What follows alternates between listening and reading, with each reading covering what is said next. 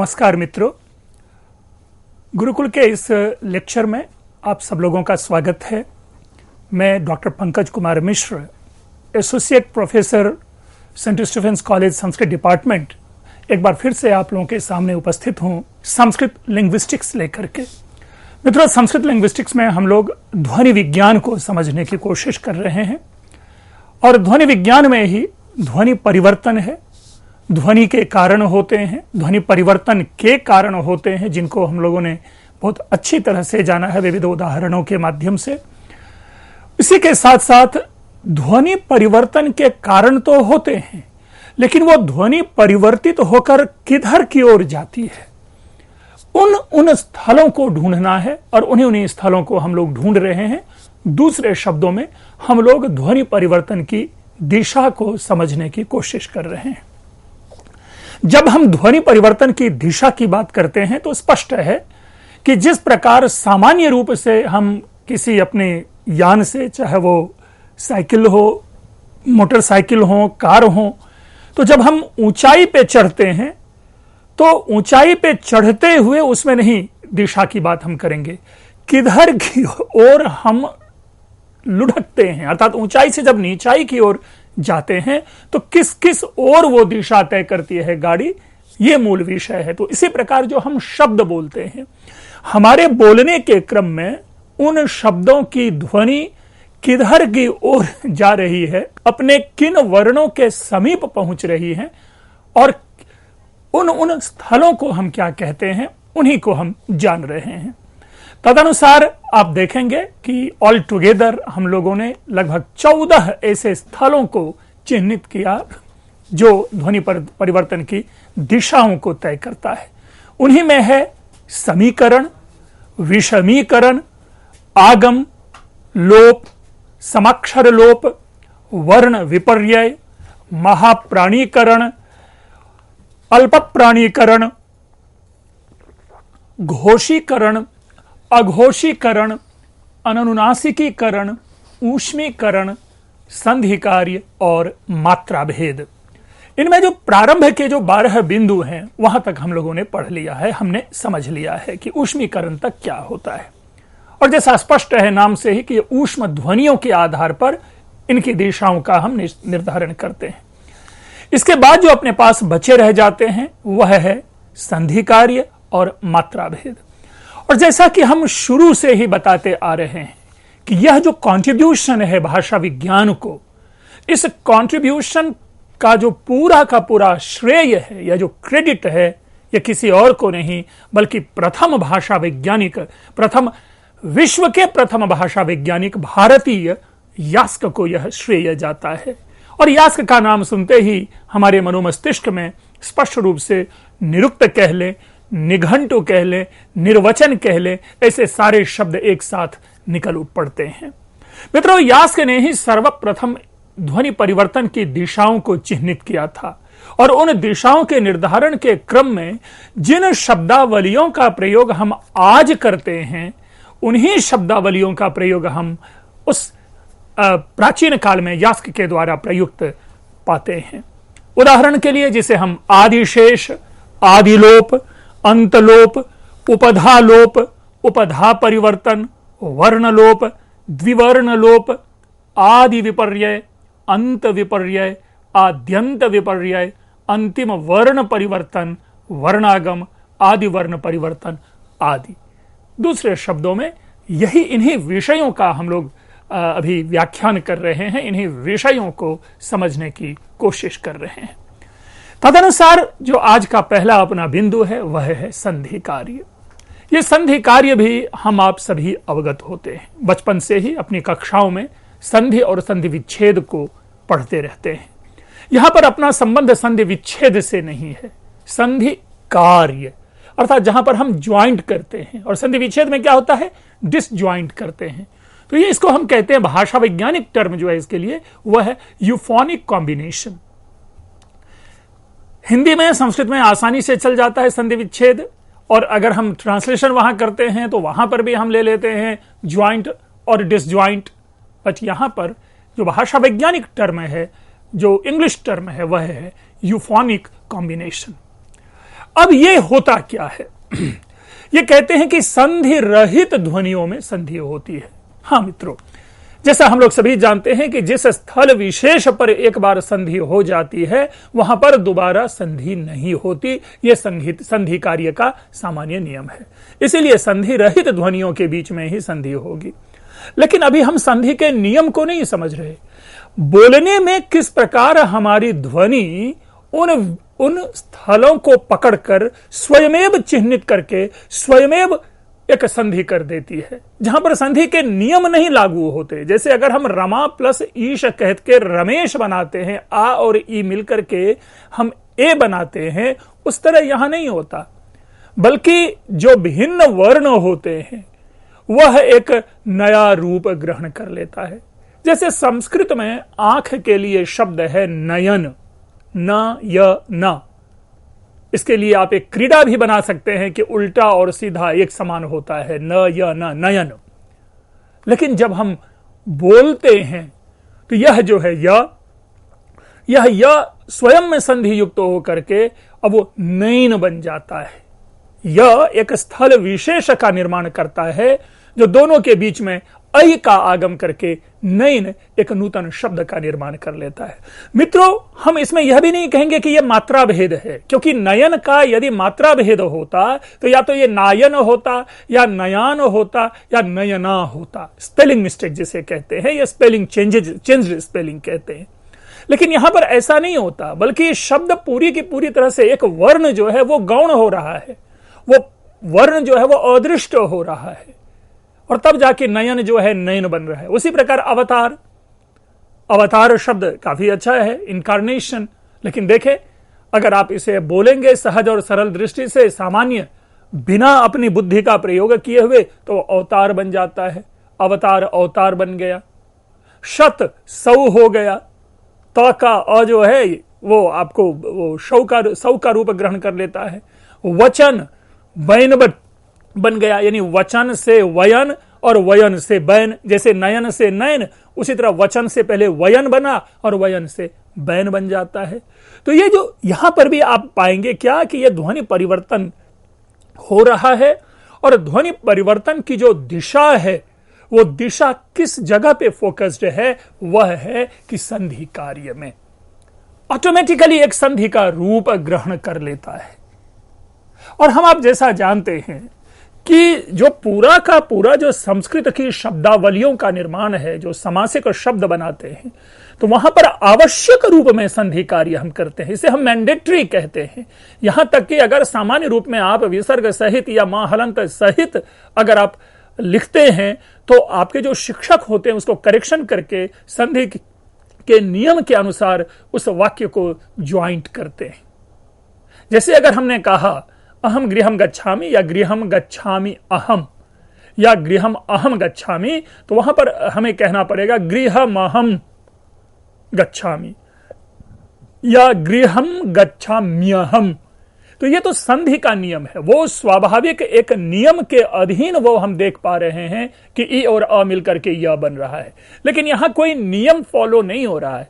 ये हमारी ध्वनि है, ये हमारा मुख सुख है, प्रयत्न लाघव है कि पूरा अवतार शब्द ना बोल करके हम उसमें अवतार बोलते हैं। और मित्रों, जैसा आप लोग सभी जानते हैं, जो बहुत बड़े अपने भाषा वैज्ञानिक हो चुके हैं, पंडित रामविलास शर्मा, वे पंडित रामविलास शर्मा कहते हैं कि हमारी तंत्रिका तंत्र में भी आलस्य होता है, हमारा मन भी आलसी है, और इसी कारण से उस आलस्य के कारण से हम लंबे शब्दों को छोटे में बोल लेते हैं और अवतार हो जाता है, स्वरूप जो है वो स्वरूप हो जाता है। ध्यान रखेंगे, स्वरूप जो है स्वरूप वो संधि कार्य के अंतर्गत नहीं है। इसी क्रम में हम आपको यह भी बता देना चाहते हैं कि ये जो संधि की जो दिशाएं हैं, ये संधि की 4 दिशाएं होती है। अर्थात जो संधि में परिवर्तन देखे जाते हैं वो 4 प्रकार के परिवर्तन देखे जाते हैं। और तदनुसार आप कह सकते हैं कि यह एक मुहावरा है, यह एक नियम है, यह एक सिद्धांत है कि संधि ही चतुर्विधो भवति। केते तो लोपागम विकाराः प्रकृति भावश्च। लोप, आगम, विकार और प्रकृति भाव, इसे भी समझ लें कि ये लोप क्या है, आगम क्या है, विकार क्या है, प्रकृति भाव क्या है। मित्रों, आपने कभी हरे प्लस इह बनाया होगा, संधि किया होगा। वहां हम क्या पाते हैं, तो सामान्य रूप से जब हम एचो या वायावह संधि सूत्र का प्रयोग करते हैं तो हर यह बन जाता है। लेकिन एक अपवाद सूत्र वहां आता है, लोपः शाकल्यस्य, और वो सूत्र क्या करता है, यह हलंत का लोप कर देता है। आपने भो भगो अघो अपूर्वस्य योशी में और लोप एचो या वायावह में लोपः शाकल्यस्य का प्रभाव देखा होगा। वह एक विकल्प देता है और हर इह बनाते हैं, यानी यह का लोप हो जाता है। और ऐसा ये तो इसलिए ये रेडीमेड एग्जाम्पल आपके सामने है क्योंकि हम आप इसे प्रायः ग्रेजुएशन डेज में समझते हैं, पढ़ते हैं। ऐसे और कई भी हैं जहां पर कि वर्णों का लोप होता है संधि नियम के अंतर्गत। तो एक यह दिशा है, लोप जो है वह दिशा तय कर देता है। फिर है आगम। यहां पर भी एक सरल सा उदाहरण लेते हैं। दो सूत्र मैं आपके सामने रख रहा हूं, छे च और पदांताद्वा। पढ़ा होगा, बड़ा अच्छा। क्या होता है कि सामान्य रूप से शिव प्लस जब छाया बनाते हैं तो एक तो सामान्य नियम है शिव छाया, लक्ष्मी प्लस छाया सामान्य नियम है लक्ष्मी छाया। लेकिन आपने पढ़ा होगा कि छे च सूत्र क्या कहता है कि उत्तर पद के पूर्व में यदि छ हो और पूर्व पद के अंत में यदि स्वर हो तो वहां उन दोनों के मध्य में तुक का आगम होता है, और वही त हलंत बाद में स्तुष चुनाश्चु आदि सूत्रों के माध्यम से वहां पर लक्ष्मी छाया बनता है। इसी तरह वहां पर छे च से शिवत छाया बनता है। चूंकि ह्रस्व वर्ण कहा है, ह्रस्व स्वर कहा है, तो इसलिए वहां पर क्या होगा, छे च। लेकिन जहां दीर्घ वर्ण होंगे ठीक वही नियम अपनाते हुए केवल दीर्घ वर्णों के बाद तुक का आगम होता है और तब जाकर के लक्ष्मी छाया का निर्माण होता है। तो ये आगम होता है, अर्थात दो वर्णों के मध्य में एक नूतन वर्ण जब अपनी स्थिति उपस्थिति कर ले तो वह आगम कहलाता है। विकार, दो वर्णों के मेल से एक सर्वथा नूतन वर्ण का निर्माण होना, और विकार शब्द का प्रयोग सर्वाधिक हम संधि में पाते हैं। अगर रमा प्लस ईश कहा तो आ और ई मिलकर के एक विकार उत्पन्न हुआ, ए। इसी तरह जैसे आप तोरली आदि सूत्र पढ़ते हैं या झलाम जशोंते आदि पढ़ते हैं तो वहां जो क्या होता है वो विकार उत्पन्न होता है। अर्थात वर्ण मिलकर के स्वयं में क्या है कि एक नूतन अपना रूप स्वरूप ग्रहण कर लेता है। इसी प्रकार वर्ण एक चौथी जो दिशा है वह है प्रकृति भाव। इस प्रकृति भाव को भी समझ लें। प्रकृति भाव में है कि कोई परिवर्तन नहीं होता। यही आपने पढ़ा होगा, ईत ऊत ए द्विवचनम प्रगृह्यम, अर्थात उसमें कोई परिवर्तन नहीं होता है, जस का तस रहता है। तो ये संधि कार्य के अंतर्गत जब हम संधि कार्य के माध्यम से ध्वनि में परिवर्तन पाते हैं तो उस स्थल को, उस जो कारण है, जो दिशा निर्धारित हो रही है, हम उसे संधि कार्य के अंतर्गत में लेंगे। इसके बाद है मात्रा भेद। नाम से ही स्पष्ट है, अगर इसको सामान्य कहें स्पेलिंग मिस्टेक। लेकिन यह स्पेलिंग मिस्टेक नहीं होता। यह क्या होता है कि जो शब्द होते हैं वो शब्द पुनः उच्चारण आदि के माध्यम से हम उस पर एक नूतन उसकी जो वर्तनी है, जो स्पेलिंग है वो तय कर लेते हैं और वह स्पेलिंग सहित वह चल पड़ता है। जैसे बड़ा ही प्यारा शब्द है प्रियतम। अब देखें कितने लोग प्रियतम बोलते हैं, नहीं बोलते, उनको प्रीतम बोलते हैं। और इसलिए नाम भी कईयों का आजकल चल पड़ा है प्रीतम। वस्तुतः यह प्रीतम नहीं है, यह प्रियतम है। तो मात्रा भेद उत्पन्न हुआ और उसको कभी किसी ने प्रियतम सुना होगा, प्रॉपरली नहीं सुना, उन्होंने अपनी कॉपी में लिख ली, उसको पढ़ा, लोगों के बीच में बोलना शुरू कर दिया और वो बातें चल पड़ी। आराम वह भी आराम बन गया। आ में से जो आ की मात्रा है वो हट करके अ बचा रह गया। वानर बंदर बन गया। आभीर से अहीर बन गया। पुत्र से पूत शब्द बन गया। ये जो इस प्रकार से है, ये कई मात्रागत परिवर्तन के कारण, मात्राओं के परिवर्तन के कारण वह शब्द अपना नूतन स्थान ग्रहण कर लेता है, उसमें एक नूतन ध्वनि आ जाती है और तदनुसार ये मात्रा भेद भी ध्वनि परिवर्तन की दिशाओं का निर्धारण करता है। एक बार हम लोग इसको समझ लें कि ध्वनि परिवर्तन की जो 14 की 14 दिशाएं थी, उनमें ये आखिरी 2 दिशाएं थी और जैसा मैंने बार बार कहा है कि इन्हें आप जरूर पढ़ें, इन्हें आप जरूर अपना प्रिपेयर करें, क्योंकि किसी भी प्रकार की परीक्षा में आप जाते हैं, चाहे वो ग्रेजुएशन की परीक्षा हो, चाहे वो पोस्ट ग्रेजुएशन की परीक्षा हो, या उसके बाद आप यूजीसी दे रहे हो, यूपीएससी दे रहे हो, स्टेट सर्विसेज दे रहे हो, ऐसे कई प्रकार, कहीं एंट्रेंस टेस्ट दे रहे हो, तो ऐसी जगहों पर आपको इससे उदाहरण या तो फुल लेंथ क्वेश्चन या उदाहरण सहित क्वेश्चन आपको पूछे जाते हैं। चूंकि इसमें कोई बहुत बड़ा टेक्निकल सिस्टम हम नहीं देख पा रहे, हमारे लिए क्या है कि हम उदाहरण के माध्यम से भी इन विषयों को, इन दिशाओं को करते हैं। और जैसा मैं बार बार कहता हूं कि अगर 14 दिशाओं का निर्धारण यहां किया गया है, तो इसका यह कतई अर्थ नहीं कि ये 14 की 14 दिशाएं ही है, केवल और केवल 14 दिशाएं ही है।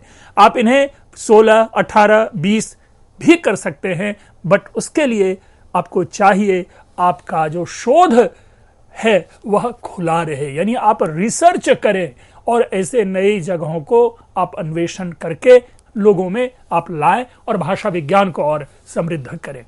मित्रों, इसके बाद अपना एक नया इसी के साथ अटैच्ड है, जैसा मैंने पिछले भी अपने व्याख्यान में कहा था कि हम कुछ टेक्निकल टर्म्स लेंगे। इस ध्वनि परिवर्तन के संदर्भ में कई ऐसे शब्द प्रयोग में लाए जाते हैं जो शब्द हमें क्या होता है कि सुनने में बड़ा अच्छा लगता है, लेकिन वे शब्द हम समझते नहीं क्या है, और इन शब्दों पर यदा कदा टिप्पणियां पूछी जाती है, और यह टिप्पणियां भी पुनः आपके जीवन की सारी परीक्षाओं में पूछी जाती हैं। इसको हमने विशिष्ट ध्वनि परिवर्तन, अर्थात इन कारणों से विशिष्ट ध्वनि जो परिवर्तन होते हैं, हम उनको ले रहे हैं। अब मित्रों देखें, जैसा हमने शुरू में कारण को पढ़ा कि ध्वनि परिवर्तन के कारण क्या क्या होते हैं, तो एक तरह से उसी का एक्सटेंशन है ये, लेकिन उसमें इसकी व्याख्या इसलिए नहीं की गई क्योंकि यह एक स्वतंत्र शब्द बनता है जिस पर आपको टिप्पणियां पूछी जाती हैं। पहला ही है अपिनिहित। अब देखें, विशुद्ध संस्कृत शब्द लग रहा है, अपिनिहित, एपिंथेसिस, श्रुति, ग्लाइड, अभिश्रुति, वॉवेल म्यूटेशन, अपश्रुति, वॉवेल ग्रेडेशन, सादृश्य, मिथ्या सादृश्य, एनालॉजी जो एक समानता होता है, एनालाइज करते हैं, क्लिक ध्वनिया, क्लिक्स, और संध्यक्षर। ये संध्यक्षर जो आगे पीछे जो भी हम लोगों ने संधि कार्य पढ़ा है, इससे सर्वथा भिन्न है। ये संध्यक्षर एक प्रकार से, इसको हम इंग्लिश में डिफ्थोंग कहते हैं। तो हम लोग सबसे पहले इसी अपिनिहित को जानते हैं। इसके लिए एक और शब्द प्रयोग होता है हिंदी में, वह है समस्वरागम। मित्रों, बहुत अधिक व्याख्या की अपेक्षा नहीं रह गई हिंदी के या संस्कृत के इस शब्द आने के। सम यानी समान, स्वरागम अर्थात स्वरों का आना, यानी बोलने के क्रम में जिस शब्द का हम उच्चारण कर रहे हैं वही शब्द आपको आगे में या पीछे में आपको वह या बाद में आ जाता है, जुड़ जाता है, वही स्वर। स्वर केवल ध्यान रखेंगे यहां पर यह स्वरागम है, स्वर का आगम, व्यंजनागम नहीं है, विसर्गागम नहीं है, अर्थात समान स्वर का आना। लेकिन समान स्वर का आना आदि में हो सकता है, मध्य में हो सकता है, अंत्य में भी हो सकता है।